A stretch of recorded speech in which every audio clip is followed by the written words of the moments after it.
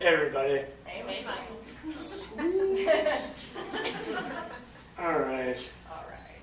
So, I'm going to be doing a bit of movement back and forth, so I hope none of you get vertigo. But, how's everybody doing tonight? Even amidst finals? Nice, muy bien. So, today, I want to start off with telling all of you guys about an experience that I had that really made the idea of interfaith cooperation, that really made the idea of people working together from a variety of different backgrounds a reality. And it kind of happened around last October. I began a job as an interfaith scholar over in UMenn with Nick Cable and Katie Brick and a couple other people around here. And I was given an email about going to a conference up at Northwestern put on by the Interfaith Youth Corps. And at first I was like, sweet, paid for conference, I dig, like missing class, right on. And like, you know, that was kind of like my thinking up to that point. But then on a very chilly Sunday, October morning, Ellen Romer and Nick Cable came and picked me up in a car, and we drove up to the Norris Center up at Northwestern University. And it was when I entered the Civic Center at Northwestern that I really began to realize what the possibilities for interfaith cooperation look like. And it happened not in some grandiose fireworks were going, neon signs were pointing at something, but it happened in a very subtle way. And it was in what people were wearing and their convictions of why they were there. Because I walked into an audience of a lecture hall, of an audience of a few hundred. And we were from all around the world and all around the US doing interfaith-based work. And there was a variety of us.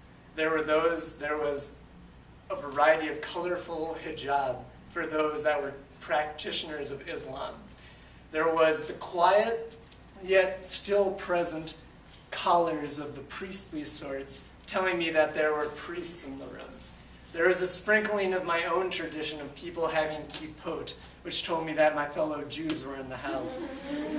There was also a variety of Buddhist monks there who were in very bright, colorful garments, and they were actually on a cold morning wearing flip-flops because they were being conscientious to make sure they didn't step on any insects. And it was at that moment where I began to see the picture of all of us sitting together in one room next to each other, much like we are tonight, that this is like a real possibility. And it was really cemented for me for when one particular speaker came up and began to speak. And for those that know me, I hope you'll join me in the hand gesture I'm about to do. My favorite executive director and founder of the Interfaith Youth Corps, Eboo Patel, came up and he began to speak to us. And for those that don't know Eboo, he's kind of a guy who like gets on fire all the time. Because Eboo loves interfaith cooperation. And Eboo loves it when people come together and they say, we're going to do this with one another. I'm going to do it with you, and I'm going to do it with you, and I'm going to do it with you. And Eboo sat there and talked to us about what it meant to make interfaith a part of the cultural lexicon. And it was listening to him talking about what his dreams were and his aspirations to make interfaith a norm, very similar to how the civil rights movement became a norm in the 60s, the environmental movement in the 70s, and the multicultural movement became a norm in the 80s. And it was listening to Eboo that I realized and that I found a Jewish kid from Cincinnati, Ohio, a little bit of myself in an Indian American Muslim from Chicago. And it was at that point that I really realized that this is what interfaith cooperation is about. It's about getting rid of the divisions that are arbitrary in how we classify ourselves and really trying to share with one another, to be true to ourselves, to be true to our political beliefs, to be true to our religious beliefs, to be true to our faith beliefs and whatever walks of life we do, but to do those with each other because, as many people on the steering committee for this campaign know, We are better together. Right?